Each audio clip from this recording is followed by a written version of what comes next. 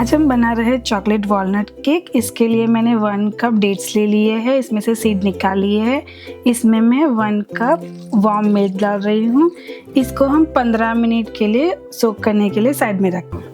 ये हमारे डेट्स अच्छे से 15 मिनट तक सोक हो गए हैं, तो हम इसको ब्लेंडर में डाल के स्मूथ प्यूरी बना देंगे। ये हमारी जो डेट्स की पेस्ट हमने बनाई है, इसको हम बाउल में निकाल रहे हैं। आप देख सकते हैं ऐसी स्मूथ आपको पेस्ट चाहिए इसकी, तो हम सारा बाउल में निकाल लेंगे। हम इसमें 1.5 कप और दूध हमें मिलाना है, तो अभी मैं ये 1 कप डाल रही हूँ। तो हमने 1 कप दूध में डेट्स को सोक किया था, प्लस अभी हमने ये 1 कप और डाला है। तो इन सब चीज़ों को हम अच्छे से मिक्स करते हैं। अच्छे से मिक्स कर लीजिए।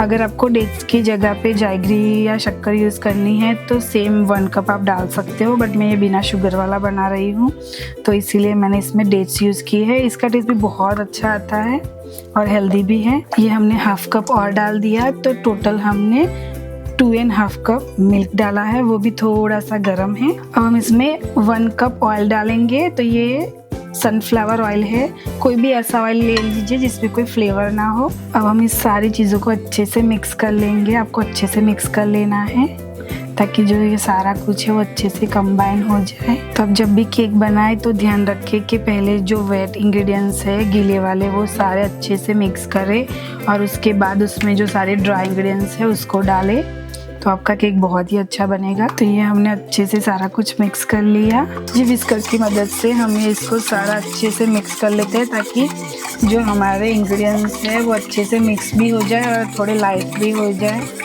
इसमें थोड़ा जो एयर जाती है तो केक का स्पॉन्ज है वो बड़े अच्छे से बनता है। तो ये अच्छे से कंबाइन हो गया, आप देख सकते हैं। अब हम इसमें अपने जो ड्राई इंग्रेडिएंट्स है वो डाल रहे हैं। तो ये मैंने एक स्ट्रेनर ले लिया है, इसके अंदर मैं 2 कप फ्लावर डाल रही हूँ। ये नॉर्मल व्हीट फ्लावर है, ये मैदा नहीं है। तो इसको हम अच्छे से छान लेंगे। जब भी हम केक या कुछ भी बेकिंग करते हैं तो जो भी इंग्रेडिएंट्स है उसको छानना बहुत ही ज़रूरी है,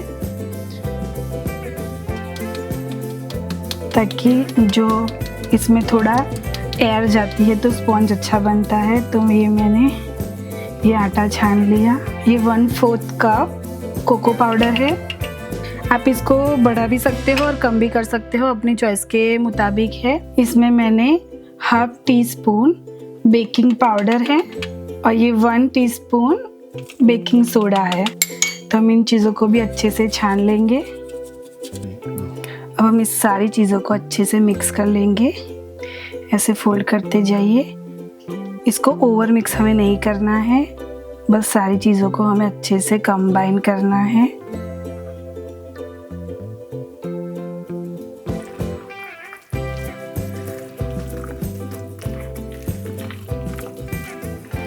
तो उसका स्पॉन्ज है ना वो बहुत फ्लफ़ी नहीं बनता, वो डेंस बनता है, तो वो हमें नहीं चाहिए। हमें थोड़ी सी फ्लफ़ी केक का चाहिए, इसीलिए हमें इसको ओवर मिक्स नहीं करना है।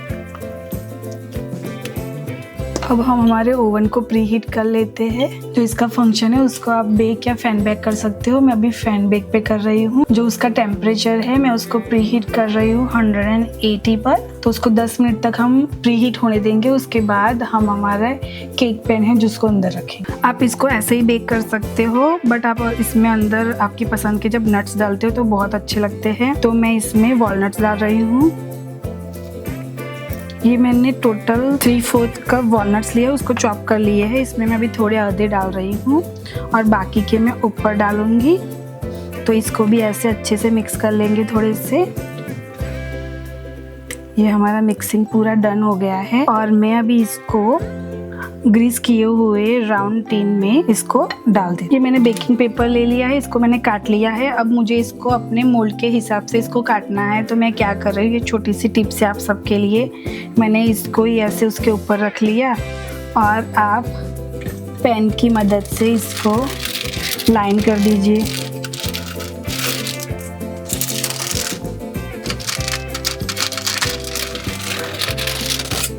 ये हमारा हो गया। अब आप इसको सीजर की मदद से ऐसे सर्कल काट लीजिए। ये हमारा अच्छे से सर्कल कट गया है, आप देख सकते हैं ये बिल्कुल इसके परफेक्ट बना है। बट इसको प्लेस करने से पहले हम नीचे ऑयल से थोड़ा इसको ग्रीस कर लेंगे। मैं ऑयल लगा देती हूँ इसके अंदर। आप बटर से भी ग्रीस कर सकते हो, घी से भी ग्रीस कर सकते हो। ऐसे अच्छी तरह से इसको ग्रीस कर ले ताकि जब आप केक को डीमोल्ड करें तब अच्छे से वो निकल जाए। तो ये हमारा ग्रीस हो गया है। अब यही वाला जो पेपर है इसको हम अंदर अच्छे से बिछा देंगे। ये छोटी सी टिप्स है बट आपके बहुत काम आएगी। देखिए कितने अच्छे से जो हमारा पेपर है वो अंदर बैठ गया है। और इसके अंदर ये जो मेरा बैटर है उसको मैं सारा पोर कर रही हूँ। आप अच्छे से पोर कर लीजिए। जैसे ही आप ड्राई इंग्रेडिएंट्स और वेट इंग्रेडिएंट्स मिक्स करते हैं उसके बाद ज़्यादा टाइम वेस्ट ना करें और फटाफट से इसको टीन में डालें और बेक होने के लिए रख दीजिए। सो बैटर को टीन में डाल दिया है। जो वॉलनट है उसको मैं ऊपर से ऐसे डाल रही हूँ। जब ये वॉलनट टोस्ट होते हैं तो खाने में भी अच्छे लगते हैं।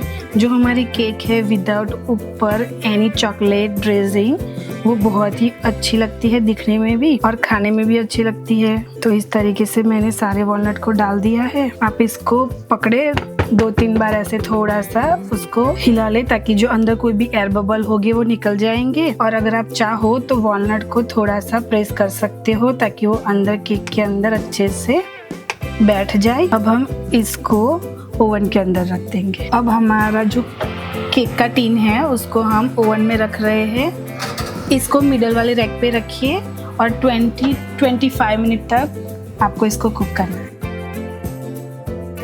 अब हमारा केक आप देख सकते हैं कि बहुत ही अच्छे से स्पंज हो गया, वो अच्छे से फूल रहा है। आपको दिख भी रहा होगा कि उसका टेक्सचर डबल हो गया है। और अभी मैं उसको निकाल के चेक करूंगी कि वो अभी पूरी तरह पक गया है कि नहीं। अब हमारा केक जो है वो पूरी तरह से डन हो चुका है। हम उसको निकाल लेते हैं। आप सेफ्टी ग्लव्स पहने और उसको निकाले। अब हमने केक को ओवन में से बाहर निकाल दिया। आप देख सकते हैं पूरी तरह से कुक हो गया है बट फिर भी आपको चेक करना है कि बीच में कभी अनकुक रह जाता है तो एक ऐसी वुडन स्टिक ले लीजिए या कोई भी शार्प चीज़ ले लीजिए। इसको ऐसे बीच में डालिए और निकालिए। देखिए कैसे क्लीन निकली है। जब क्लीन निकलती है उसका मतलब है कि आपका केक अंदर से भी पूरी तरह डन हो चुका है। वो ये अच्छे से कुक हो गया है। तो आप इसको गरम गरम में डीमोल्ड ना करें, इसको थोड़ा सा रूम टेम्परेचर पर आने दें फिर ये मोल्ड को निकालें। अब हमारा केक अच्छे से ठंडा हो गया है, रूम टेम्परेचर पर आ गया है। तो मैं इसको डीमोल्ड कर लेती हूँ। आप इसको ऐसे निकाल लीजिए। आप देख सकते हैं कितने अच्छे से तरीके से डीमोल्ड हो गया है। उसी तरीके से हम इसको उल्टा करके भी डीमोल्ड कर लेते हैं। नीचे जो प्लेट है उसको भी हम निकाल लेते हैं। हमने ये दूसरी ऐसे प्लेट ले ली है। इसको यहाँ पे रख लेते हैं और केक को इसके ऊपर ऐसे हम उल्टा डाल देते हैं और इसको भी हम डीमोल्ड कर लेते हैं। अगर ये साइड में कभी चिपक जाए तो आपके पास, हमने नीचे उसके अंदर पेपर लगाया हुआ है।